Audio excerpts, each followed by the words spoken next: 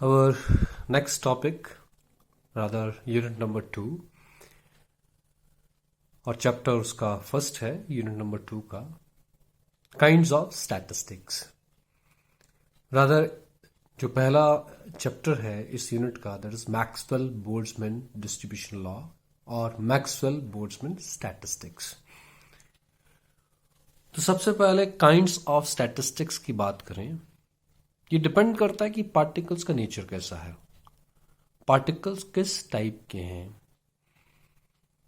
On the basis of the nature of the particles, we have two kinds of statistics. One is classical statistics, ठीक है, classical statistics और Maxwell-Boltzmann statistics. And second is the quantum statistics, ठीक है। आपके पास एक आप रखिए classical statistics और एक क्वांटम स्टैटिस्टिक्स, ठीक है। In classical statistics is Maxwell Boltzmann statistics. अब किस टाइप से हम बात कर रहे हैं, क्लासिकल और क्वांटम में क्या फर्क है। जो क्लासिकल स्टैटिस्टिक्स है उसमें पार्टिकल्स को डिस्टिंग्विश किया जा सकता है किसी ना किसी तरीके से। जो भी पार्टिकल्स हैं they can be distinguished either by the location या फिर वो पार्टिकल ही अलग हैं, तो particles they can be distinguished. The statistics dealing with that is called the classical statistics. तो classical statistics में दो चीजें हैं, क्या particles they are distinguishable और uncertainty principle नहीं लगता है। There is no uncertainty principle in classical statistics. फिर मैं कुछ सेल साइज की बात करूंगा। जैसे मैंने फर्स्ट चैप्टर में आपको पढ़ाया था कि जो पार्टिकल्स की जब डिस्ट्रीब्यूशन हम करते हैं, ठीक है, अनइक्वल कंपार्टमेंट्स होते हैं, अनइक्वल साइज्ड कंपार्टमेंट्स होते हैं, तो आप उनको सेल्स में डिवाइड करते हो, ठीक है। तो यहां भी अगर मैं सेल के साइज को अगर कहना चाहूं, जैसे पिछली बार जब मैंने बात की थी, जैसे ये आपके पास सपोज कंपार्टमेंट है, इसको मैंने क्या किया, सेल्स में डिवाइड कर दिया। अब सेल का साइज मैं कितना छोटा बना सकता हूं, मैं और छोटा भी बना सकता हूं, ठीक है। मैं चाहूं और छोटा, मतलब सेल्स का नंबर बढ़ना शुरू हो जाएगा इसी कंपार्टमेंट में। तो सेल के साइज के ऊपर क्या कोई रिस्ट्रिक्शन है, कितना कितना छोटा बनाया जा सकता है, पॉइंट ये है। It can be made as small as we like. हम जितना मर्जी छोटा बनाना चाहें बना सकते हैं, ठीक है। और उससे क्या होगा, किसी कंपार्टमेंट में सेल्स का नंबर जितना बढ़ाना चाहें बढ़ा सकते हैं। हालांकि दूसरे कंपार्टमेंट बात होगी तो वहां भी सेल का साइज वही होगा। क्यों? क्योंकि हमने प्रिंसिपल ऑफ इक्वल और प्रायोरी प्रोबेबिलिटी लगाना होता है। लेकिन there is no restriction on the cell size. Cell size कितना छोटा बनाया जा सकता है, कोई रिस्ट्रिक्शन नहीं है। मैं थोड़ी देर में एक्सप्लेन भी करूंगा वो क्यों। रीजन सीधा है, अनसर्टेनिटी प्रिंसिपल नहीं लगता है, ठीक है। और वो किस तरीके से एक्सप्लेनेशन होगा थोड़ी देर में मैं क्लैरिटी कर दूंगा। तो cell size can be made as small as we like and number of cells can be made as large as we like. ये कौन सी स्टैटिस्टिक्स है? This is classical statistics. Quantum statistics में particles they will be indistinguishable. आप distinguish नहीं कर सकते। जैसे आप इलेक्ट्रॉन्स की बात करें, ठीक है, सपोज एक कंटेनर में सिर्फ इलेक्ट्रॉन इलेक्ट्रॉन इलेक्ट्रॉन है, तो आप उनको डिस्टिंग्विश एज सच नहीं कर पाएंगे। तो if the particles they are indistinguishable, पहली बात, ठीक है, और साथ साथ में अनसर्टेनिटी प्रिंसिपल लगेगा, ठीक है। यहां नो था, यहां यस हो जाएगा, यहां डिस्टिंग्विशेबल थे, यहां इनडिस्टिंग्विशेबल हो जाएंगे and the statistics will be quantum statistics, ठीक है। स्टैटिस्टिक्स हमारी क्वांटम स्टैटिस्टिक्स हो जाएगी।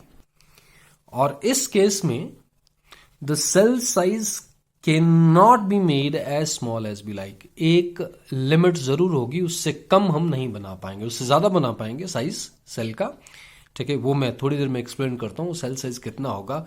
बट देयर इज रिस्ट्रिक्शन, क्या कि cell size can not be made as small as we like. There is a limit to the cell size. That means there is limit to the number of cells.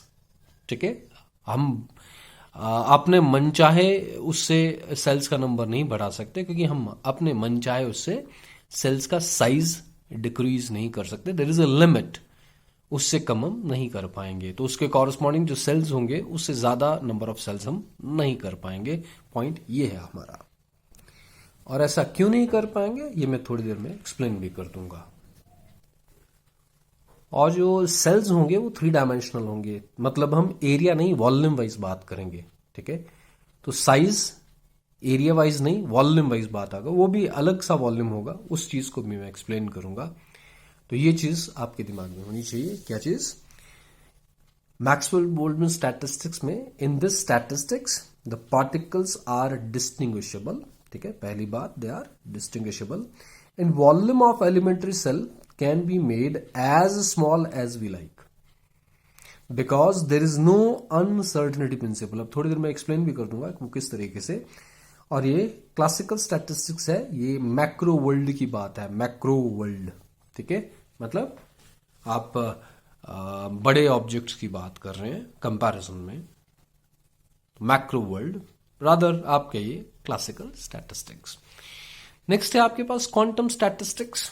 ठीक है, quantum statistics में क्या होगा? In the quantum statistics the particles are indistinguishable. आप distinguish नहीं कर सकते. Spelling देख लेना. An uncertainty principle restricts the size of elementary cell. ये अनसर्टेनिटी प्रिंसिपल की वजह से होगा कि सेल का साइज रिस्ट्रिक्ट होने वाला है, और थोड़ी देर में मैं एक्सप्लेन भी करूंगा किस तरीके से. Which mean the size of the cell can not be made as small as we like. In other words, the number of cells can not be made as large as we like. अभी जो चीज मैंने कही थी, हाँ, आपको थोड़ी सी चीज एक्सप्लेन करने को जरूर है, मैं करता हूं थोड़ी देर में. तो क्वांटम स्टैटिस्टिक्स आपके पास ये रहेगी. और क्वांटम स्टैटिस्टिक्स जो है, ठीक है, ये 2 कैटेगरीज में क्लासिफाई होती है. One is Bose Einstein statistics, short form में बीई स्टैटिस्टिक्स. ठीक है, और Fermi Dirac statistics. Fermi Dirac, FERMIDIRAC, Fermi Dirac statistics, मतलब FD स्टैटिस्टिक्स. तो ये 2 टाइप की स्टैटिस्टिक्स फर्दर हैं किसमें? इन द क्वांटम स्टैटिस्टिक्स. मेरा कहने का मतलब सीधा क्या है ये, कि स्टैटिस्टिक्स 2 टाइप से, classical and quantum. Classical statistics को आप मैक्सवेल बोल्ट्जमैन स्टैटिस्टिक्स भी कहते हैं, और क्वांटम स्टैटिस्टिक्स के अंदर क्या आता है? Bose Einstein Fermi Dirac. ठीक है, एक बोस और आइंस्टाइन की दी थी और एक फर्मी और डिरैक की है, इसलिए नाम ऐसे आए. जो क्लासिकल स्टैटिस्टिक्स है उसमें क्या है? डिस्टिंग्विशेबल पार्टिकल्स और अनसर्टेनिटी प्रिंसिपल नहीं लगता है. क्वांटम स्टैटिस्टिक्स में क्या है? इनडिस्टिंग्विशेबल पार्टिकल्स और अनसर्टेनिटी प्रिंसिपल लगता है. ठीक है, और क्लासिकल स्टैटिस्टिक्स में cell size can be made as small as we like. That means number of cells can be made as large as we like. और क्वांटम स्टैटिस्टिक्स में there is restriction on the cell size because of uncertainty principle. थोड़ी देर में explain भी करूंगा. अब quantum statistics में further 2 type की statistics की बात हो रही है, Bose Einstein and Fermi Dirac. इनमें क्या फर्क है कि अगर कोई सेल है, ठीक है, बहुत सारे सेल्स हैं सपोज, ठीक, तो एक सेल में कितने पार्टिकल्स आ सकते हैं? बोस साइंस एंड स्टैटिस्टिक्स बोलती है जितने मर्जी आ जाएं. There is no restriction on the number of particles in a given cell. लेकिन फर्मी डिरैक स्टैटिस्टिक्स में एक सेल में एक से ज्यादा पार्टिकल नहीं हो सकता. अगर इस सेल में एक आ चुका है तो दूसरा नहीं आ सकता. दूसरे सेल में आ चुका है तो, ठीक है, एक आ चुका है तो दूसरा नहीं आ सकता. तो there is restriction on the number of particles in a given cell. आपके पास क्या है कि एक सेल में एक से ज्यादा पार्टिकल नहीं हो सकता. इसका मतलब है जितने पार्टिकल्स हैं एटलीस्ट उतने सेल्स तो होने पड़ेंगे. आपके पास number of cells suppose, number of particles suppose 10 है, और आप बोलें कि मेरे पास 9 सेल्स हैं, तो 10 पार्टिकल्स आप 9 सेल्स में नहीं डाल सकते, बिकॉज रिस्ट्रिक्शन है क्या कि एक सेल में एक से ज्यादा पार्टिकल नहीं हो सकते। किस स्टैटिस्टिक्स में? फर्मी डायरेक्ट में। लेकिन बोस आइंस्टाइन में कोई ऐसी रिस्ट्रिक्शन नहीं है। इस चीज को भी मैं एक्सप्लेन करूंगा ऐसा क्यों है। बोस आइंस्टाइन स्टैटिस्टिक्स में पॉलिस एक्सक्लूजन प्रिंसिपल नहीं लगता है, और फर्मी डायरेक्ट स्टैटिस्टिक्स में पॉलिस एक्सक्लूजन प्रिंसिपल लगता है। आपने पॉलिस एक्सक्लूजन प्रिंसिपल पढ़ा होगा। You can not have same set of quantum numbers for two particles, for two electrons. ठीक है, तो ऐसे जो भी पार्टिकल्स हैं उनको हम क्या बोलते हैं, वो किस स्टैटिस्टिक्स में आते हैं? They are under Fermi Dirac statistics. जैसे आपके पास इलेक्ट्रॉन्स हैं, प्रोटॉन्स हैं, न्यूट्रॉन्स हैं, ये वाली स्टैटिस्टिक्स ओबे करते हैं। ठीक है, इसमें एक सेल में एक से ज्यादा पार्टिकल नहीं हो सकते। आपने ये पढ़ा होगा कि भाई इलेक्ट्रॉन्स आर फिल्ड। ठीक है, अगर एक शेल में बात होती है तो आपके पास 2 इलेक्ट्रॉन ही हो सकते हैं, लेकिन उसमें भी क्वांटम नंबर्स ऑपोजिट हो जाते हैं। एक का स्पिन अप होता है, एक का स्पिन डाउन होता है। इनडायरेक्टली आप ऐसा कह सकते हैं कि same set of quantum numbers नहीं होते, मतलब सेम सेल में एक से ज्यादा पार्टिकल नहीं हो सकते। Reason being Pauli's exclusion principle लगता है। ठीक है, they obey the polish exclusion principal. कौन ओबे करता है? पार्टिकल्स। और अगर पार्टिकल्स पॉलिस एक्सक्लूजन प्रिंसिपल ओबे ना करें तो एक सेल में जितने मर्जी पार्टिकल्स आ जाएं। फॉर एग्जांपल फोटॉन, आपके पास एक एनर्जी वाले बहुत सारे फोटॉन हो सकते हैं। ठीक है, आप कहते हैं एक फोटॉन की एनर्जी h न्यू, आपके पास अगर ऐसे n फोटॉन्स हैं तो nh न्यू। ऐसा कुछ नहीं होता कि एक एनर्जी का सिर्फ एक ही फोटॉन होगा। लेकिन यहां अगर इलेक्ट्रॉन्स की बात करें तो इलेक्ट्रॉन्स में आपके पास एक एनर्जी वाला एक ही इलेक्ट्रॉन होगा, अगर ऐसी बात हो जाए। ठीक है, और आपने लिखना क्या ये कि Bose Einstein statistics they do not obey Pauli's exclusion principle. अगर ऐसी बात है तो एक सेल में there is no restriction on number of particles. और Fermi Dirac statistics they obey Pauli's exclusion principle, तो there is restriction on the number of particles per cell. They can not be more than 1 particle per cell. ये चीज मैंने कही। तो Bose Einstein statistics क्या है? There is no restriction on number of particles that can occupy a cell. ये Bose Einstein statistics में रहेगा। नेक्स्ट पेज के ऊपर, in other words it is not governed by Pauli's exclusion principle. ठीक है, बोस-आइंस्टाइन स्टैटिस्टिक्स में किन के लिए एप्लीकेबल है? Bose Einstein statistics is applicable to indistinguishable particles. Indistinguishable particles, पहली बात। हैविंग इंटेग्रल स्पिन और जीरो स्पिन, जैसे फोटोन की बात करें तो उनकी जीरो स्पिन होती है। ठीक है, तो ये पार्टिकल्स भी कौन से होते हैं जिनकी 0, 1, 2 ऐसी स्पिन होगी। ठीक है, तो ऐसे पार्टिकल्स क्या ओबे करेंगे? Bose Einstein statistics, there will be no restriction on number of particles per cell. मतलब एक एनर्जी के जितने मर्जी पार्टिकल्स हों, एक एनर्जी के जितने मर्जी फोटॉन्स हो सकते हैं, एक एनर्जी के जितने मर्जी मिजॉन्स हो सकते हैं। तो आपके पास फोटॉन्स, मिजॉन्स, ठीक है, they obey Pauli's exclusion, they do not obey Pauli's exclusion principle, they obey Bose Einstein statistics. They are not governed by Pauli's exclusion principle. ठीक है, और जो पार्टिकल्स बोस-आइंस्टाइन स्टैटिस्टिक्स को ओबे करते हैं उनको बोसॉन्स बोलते हैं। ठीक है, बोसॉन्स मतलब फोटॉन भी बोसॉन है, मिजॉन भी बोसॉन है। ठीक है, इस तरीके से कोई भी पार्टिकल जिसकी इंटीग्रल स्पिन है या जीरो स्पिन है वो बोस-आइंस्टाइन स्टैटिस्टिक्स के अंडर आएगा, and that will be called boson. Fermi Dirac statistics में अगर बात की जाए, ठीक है, ये किसके लिए एप्लीकेबल है? That is applicable two identical particles, indistinguishable. ये कॉमन बात है किसके साथ? बोस-आइंस्टाइन और फर्मी डायरेक्ट के साथ। क्यों? क्योंकि ये क्वांटम स्टैटिस्टिक्स के अंडर है। बट इनकी स्पिन जो है वो हाफ है, 1/2 h क्रॉस। ठीक है, h क्रॉस की टर्म्स में हम स्पिन देखते हैं, तो हाफ 1/2 H क्रॉस। और जब मैंने मेसॉन्स वगैरह की बात की होगी तो आप कह सकते हैं NH क्रॉस। ठीक है, integral multiple of H cross. ठीक, तो हाफ इंटीग्रल स्पिन अगर है, ठीक है, उसमें भी ऑड हाफ इंटीग्रल स्पिन होना चाहिए। इसमें 3/2, 5/2, 4/2 नहीं चलेगा क्योंकि वो 2 बन जाएगा। तो ऑड मल्टीपल ऑफ, ठीक है, H क्रॉस होना चाहिए, H क्रॉस बाय 2 होना चाहिए रादर। ठीक है, here there is restriction on number of particles per cell. एक सेल में कितने पार्टिकल्स होंगे ये रिस्ट्रिक्शन है, not more than 1 particle per cell, which means they are governed by Pauli's exclusion principle।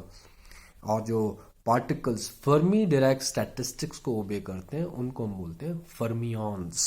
ठीक है, दे आर कॉल्ड फर्मियॉन्स। ठीक है, electrons, protons, neutrons, they are all fermions. ठीक है, रिस्ट्रिक्शन होती है इसके ऊपर।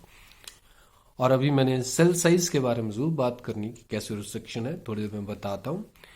अब मैं अगर डिस्ट्रीब्यूशन करूं पार्टिकल्स की इन द 3 स्टैटिस्टिक्स, ठीक है, सपोज मेरे पास 2 पार्टिकल्स हैं, suppose we have 2 particles, consider 2 particles to be distributed in 2 compartments. Compartment का साइज 2 है। ठीक है, तब कैसे डिस्ट्रीब्यूट होंगे इन द 3 स्टैटिस्टिक्स, इसको देखना हमने। तो आपके पास 2 पार्टिकल्स हैं। अगर मैं मैक्सवेल बोल्ट्जमैन स्टैटिस्टिक्स में बात करता हूं, पार्टिकल्स आर डिस्टिंग्विशेबल। अगर डिस्टिंग्विशेबल है तो अलग अलग नाम दे देते हैं, सपोज A and B। तो क्या क्या पॉसिबिलिटी है? A and B दोनों पहले कंपार्टमेंट में हो, दूसरे में कोई नहीं, सेल कह सकते हैं आप। दूसरी पॉसिबिलिटी A पहले सेल में है और B दूसरे में है। तीसरी पॉसिबिलिटी B पहले में है और A दूसरे में है। फोर्थ पॉसिबिलिटी पहले में कोई नहीं है और A भी दूसरे में है, because particles are distinguishable. Next, अगर मैं बोस, आइंस्टाइन और फर्मी डिराक की बात करता हूं, पार्टिकल्स आर इनडिस्टिंग्विशेबल। तो पार्टिकल ए बोलो या फिर डॉट डॉट बोल लो, ठीक है, दोनों को ए बोल दो या फिर दोनों को डॉट बोल दो। तो क्या पॉसिबिलिटी होगी? तो दोनों पार्टिकल पहले में है, दूसरे में कोई नहीं। पहला पार्टिकल, एक पार्टिकल एक में है और दूसरा दूसरे में है। अब एक्सचेंज के मायने नहीं है बिकॉज दे आर इनडिस्टिंग्विशेबल। और तीसरी पॉसिबिलिटी क्या है? पहले में कोई नहीं और दूसरे में दोनों। तो आपके पास देखिए डिस्ट्रीब्यूशन की सेंस चेंज हो चुकी है। क्यों? क्योंकि पार्टिकल्स इनडिस्टिंग्विशेबल है और साथ साथ में रिस्ट्रिक्शन नहीं है पार्टिकल्स के ऊपर। किस केस में? In the Bose Einstein statistics. लेकिन फर्मी डिराक स्टैटिस्टिक्स में रिस्ट्रिक्शन है। एक सेल में एक से ज्यादा पार्टिकल नहीं हो सकते, तो 2 तो हो ही नहीं सकते इसमें, तो एक इसमें एक इसमें, दैट्स ऑल, खत्म। तो देखिए डिस्ट्रीब्यूशन में फर्क आया तीनों स्टेट, ये मैक्सवेल बोल्ट्जमैन, ये बोस आइंस्टाइन और ये फर्मी डिराक। तो तीनों में फर्क है अगर देखा जाए तो ये चीज, इस चीज को जरा आपने दिमाग में रखना है। तो यहां ये A B null, A and B, B and A, nil, AB. This is Maxwell-Boltzmann statistics. The particles are distinguishable. Next जो है, this is Bose-Einstein. ठीक है, दोनों पार्टिकल पहले में, दूसरे में कोई नहीं, एक एक, और फिर पहले में कोई नहीं और दोनों दूसरे में। ये पार्टीशन यहां है, ठीक है, इस तरीके से आपके पास बना है। They do not obey Pauli's exclusion principle. There is no restriction on number of particles per cell. ठीक है, ये किसकी? बोस आइंस्टाइन स्टैटिस्टिक्स की बात की। और थर्ड आपके पास नेक्स्ट पेज पे that is Fermi Dirac statistics होगी। तो this is Fermi Dirac statistics. ठीक है, they obey Pauli's exclusion principle and it is quantum statistics. Rather Bose Einstein statistics भी आपके पास क्वांटम स्टैटिस्टिक्स है।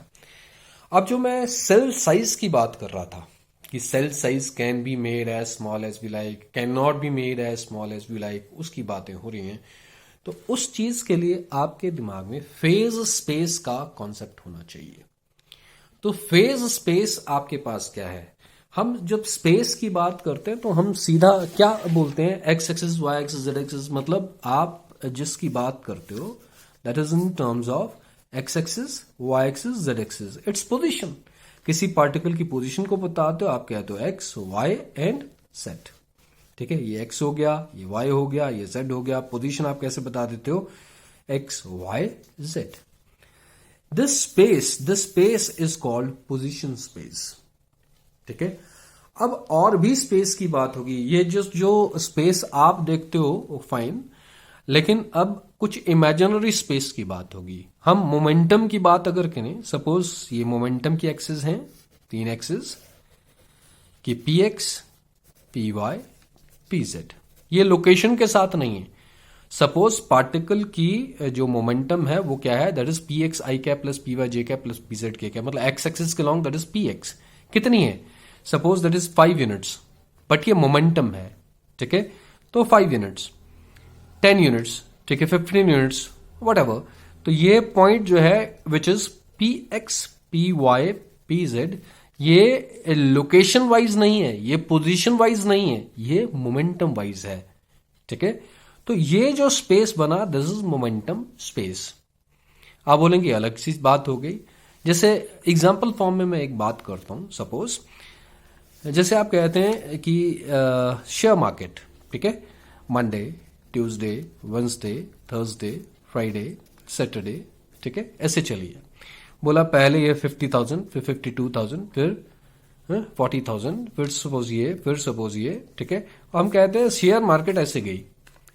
अब वो ऐसा तो नहीं कि बिल्डिंग जो है शेयर मार्केट की जो बताते हैं वो ऊपर नीचे जाती है, वो पोजीशन वहीं की वहीं है, लेकिन रुपी की सेंस में, ठीक है, वो ऊपर नीचे हो रहा है। तो ये जो हम स्पेस बनाते हैं, ये क्या है, रुपी स्पेस हो गया, इट्स रुपी, ठीक है, या फिर Sensex point versus the time, time मतलब डेज वाइज। तो ये अलग से स्पेस हो गया आपके पास, it's imaginary space, it's rupee space in a way, ठीक है।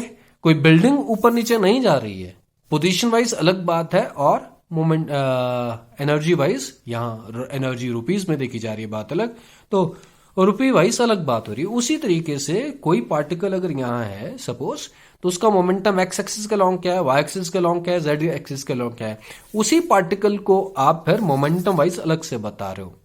तो this is position space and this is momentum space, और इन दोनों को इकट्ठा अगर कंसिडर करोगे, that is called phase space. तो phase space that is combination of position space and momentum space, और इसमें हम सेल साइज की बात करेंगे, जिसको हम फेज सेल बोलेंगे। तो नेक्स्ट वीडियो में मैं यही चीज बताऊंगा। I will start with the concept of the phase space, और तभी मैं एक्सप्लेन कर पाऊंगा क्या कि जो साइज है किसका, सेल का, आपके पास वो कम किया जा सकता है कि नहीं किया जा सकता, as small as we like वाली बात है कि नहीं है, अकॉर्डिंग टू द स्टैटिस्टिक्स। हम मैक्सवेल बोल्ट्जमैन की बात कर रहे हैं कि हम फर्मी डायराक की बात कर रहे हैं। तो नेक्स्ट वीडियो में वही बताऊंगा। अभी तक के लिए इतना।